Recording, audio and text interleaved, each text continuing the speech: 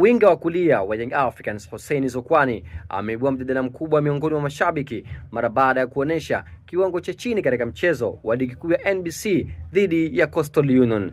Katika mchezo huo ambao Young Africans iliongozwa kwa bao 3-1, Zokwani alipewa nafasi ya kuanza lakini alishindwa kutumia nafasi hizo vyema. Uchambuzi wa mashabiki na wachambuzi wa soka umeonyesha kuwa mchezaji huyo hana tofauti kubwa na Twisila Kisinda, kwani anakimbia sana uwanjani lakini bidhaa yake ya mwisho wa kazi yake sio nzuri.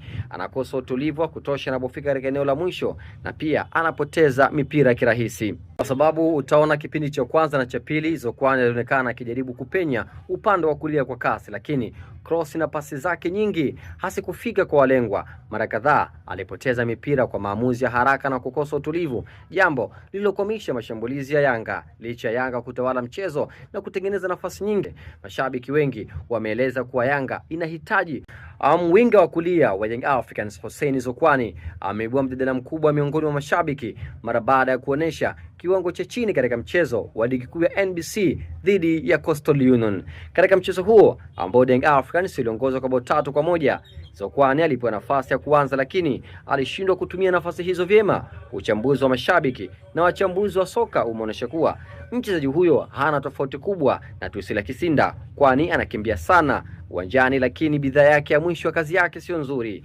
Anakosa utulivu wa kutosha anapofika katika eneo la mwisho na pia anapoteza mipira kirahisi. Kwa sababu utaona kipindi cha kwanza na cha pili Zokwani alionekana akijaribu kupenya upande wa kulia kwa kasi, lakini cross na pasi zake nyingi hasikufika kwa walengwa. Mara kadhaa alipoteza mipira kwa maamuzi ya haraka na kukosa utulivu, jambo lililokwamisha mashambulizi ya Yanga. Licha ya Yanga kutawala mchezo na kutengeneza nafasi nyingi, mashabiki wengi wameeleza kuwa Yanga inahitaji